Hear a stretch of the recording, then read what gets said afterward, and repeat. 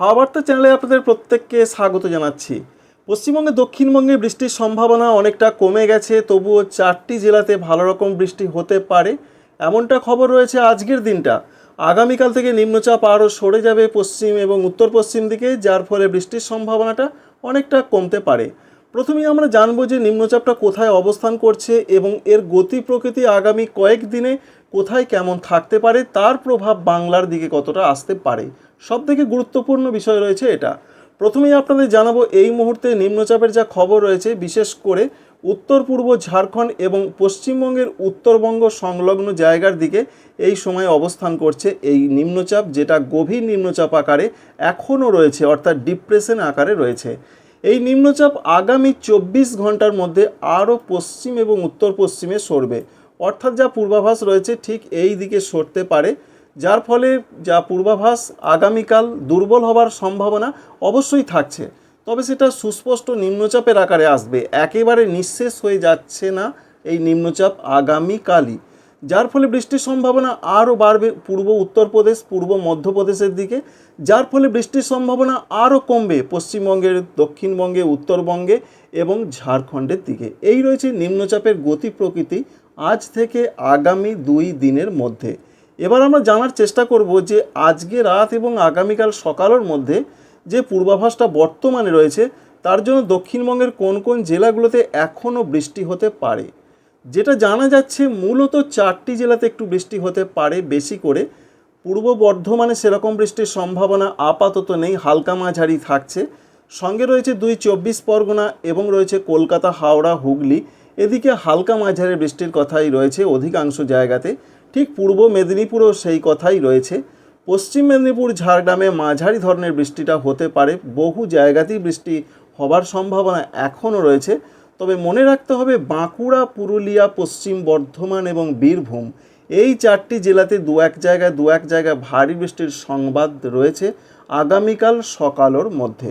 অন্যদিকে ঝাড়খণ্ডে তো ব্যাপক বৃষ্টির খবর রয়েছে, বৃষ্টি চলছে, লাল সতর্কবার্তা রয়েছে আজকে ঝাড়খণ্ডে। বিশেষ করে আজকে লাল সতর্কবার্তা রয়েছে ঝাড়খণ্ড, পূর্ব উত্তরপ্রদেশ এবং পূর্ব মধ্যপ্রদেশ, এই 3টি রাজ্যে বর্তমানে নিম্নচাপের প্রভাবটা সব থেকে বেশি রয়েছে, আগামী 12 ঘন্টা পর্যন্ত থাকতে পারে। সুতরাং বোঝা গেল যে দক্ষিণবঙ্গে কেমন পরিস্থিতি বৃষ্টির থাকছে। 4টি জেলা মনে রাখবেন, পশ্চিম বর্ধমান, বীরভূম, বাঁকুড়া, পুরুলিয়া। কিছুটা বেশি অবশ্যই, তার থেকে একটু কম হতে পারে পশ্চিম মেদিনীপুর, ঝাড়গ্রাম, এখানেও যথেষ্ট বৃষ্টির সম্ভাবনা রয়েছে। অনেকটা বৃষ্টি কমে যাচ্ছে এই পূর্ব দিকের জেলাগুলো, 24 পরগনা, পূর্ব বর্ধমান, কলকাতা, হাওড়া, দেখতেই পাচ্ছেন আপনারা যে বৃষ্টির সম্ভাবনা যথেষ্ট কম। আগামীকাল কি পরিস্থিতি হতে পারে? আগামীকালও নিম্নচাপের যা প্রভাব, তাতে প্রভাবটা মূলত পড়ছে পূর্ব উত্তরপ্রদেশ, পূর্ব মধ্যপ্রদেশ, যেটা প্রথমেই বললাম, দেখতে পাচ্ছেন অনেকটা সরে গেল। তবে পশ্চিমবঙ্গে দক্ষিণবঙ্গে বিক্ষিপ্ত বৃষ্টিটা কিন্তু থাকছে, বিশেষ করে দুপুর থেকে সন্ধ্যা রাতের মধ্যে বৃষ্টির সম্ভাবনা রয়েছে। যেমন রয়েছে কলকাতা, হাওড়া, হুগলি থেকে শুরু করে বাঁকুড়া, পুরুলিয়া, বর্ধমান, বীরভূম, মুর্শিদাবাদ, সর্বত্রই কিন্তু হালকা মাঝারি কিছু কিছু জায়গাতে বৃষ্টি হবে। অধিকাংশ জায়গাতে বৃষ্টির সম্ভাবনাটা কম আগামীকাল থেকে। অধিকাংশ জায়গাতে বৃষ্টি হবে, বিশেষ করে উত্তর পশ্চিম, দক্ষিণ পশ্চিম ঝাড়খণ্ড, সঙ্গে পূর্ব উত্তরপ্রদেশ, পূর্ব মধ্যপ্রদেশ, ব্যাপক বৃষ্টি চলবে আগামীকালও। তো পশ্চিমবঙ্গে দক্ষিণবঙ্গে বৃষ্টি কমছে আগামীকাল থেকে, যেটা আজকে বলা হয়েছে অধিকাংশ জায়গায় হবে, আগামীকাল সেটা কিছু কিছু জায়গায় হবে। এই রয়েছে তফাৎ। এবং ভারী বৃষ্টির কোনো খবর কিন্তু আগামীকাল আর নেই, সেই হালকা মাঝারি বৃষ্টির খবর রয়েছে। আগামীকাল সন্ধ্যা থেকে একটা বড় পরিবর্তন। কি পরিবর্তন? বাংলার আকাশ কিন্তু নিম্নচাপের গ্রাস থেকে মুক্ত হচ্ছে, দেখতে পাচ্ছেন তারাখচিত আকাশ থাকার সম্ভাবনা রয়েছে। আমরা যদি আর একটু পরিষ্কার করে আপনাদের দেখানোর চেষ্টা করি, আমরা ক্লাউড মোডে যাচ্ছি, দেখুন মোটামুটি পরিষ্কার থাকছে। আগামীকাল সন্ধ্যার পর থেকে পরিষ্কার হয়ে যাবে আকাশ দক্ষিণবঙ্গের জেলাগুলোতে। ঝাড়খণ্ডে বেশ কিছুটা মেঘলা আকাশ থাকতে পারে, তবে সেটা এখনও 24 ঘন্টা লাগবে, অর্থাৎ আগামীকাল সন্ধ্যা থেকে পরবর্তী 24 ঘন্টার মধ্যে ঝাড়খণ্ডের আকাশ অনেকটা পরিষ্কার হয়ে যাবে। যদিও বিশেষ করে পূর্ব ঝাড়খণ্ড, উত্তর পূর্ব, দক্ষিণ পূর্ব ঝাড়খণ্ড পরিষ্কার হয়ে যাবে আগামীকাল রাত থেকেই, এমন সম্ভাবনা পরিষ্কার করে লক্ষ্য করা যাচ্ছে। আগামীকাল বৃষ্টির পর যা পূর্বাভাস রয়েছে, অর্থাৎ 19 তারিখে তো বৃষ্টির কথা বললাম আপনাদের, এবং 20 তারিখের যা খবর রয়েছে, 20 তারিখও বিক্ষিপ্ত দক্ষিণবঙ্গে বজ্রবিদ্যুৎ সহযোগে ক্ষণিকের বৃষ্টি বা পাসিং শাওয়ার্স যেটাকে বলা হয় সেরকম একটা সম্ভাবনা থাকছে। সম্ভাবনা রয়েছে নদিয়া জেলা, বীরভূম জেলা, মুর্শিদাবাদ জেলা, এই জেলাগুলোতে সম্ভাবনা একটু রয়েছে। সঙ্গে রয়েছে পশ্চিম দিকের কয়েকটি জেলাতে। এছাড়া কলকাতা, হাওড়া, হুগলি, 24 পরগনা, মেদিনীপুর এদিকেও বিক্ষিপ্ত টাইপের বৃষ্টি হবে। কিন্তু 20 তারিখের দিকেও দেখুন সমান তালে বৃষ্টি চলবে পূর্ব উত্তরপ্রদেশ, পূর্ব মধ্যপ্রদেশ। সেই বৃষ্টি পশ্চিম উত্তরপ্রদেশ, পশ্চিম মধ্যপ্রদেশের দিকে এগিয়ে যাচ্ছে।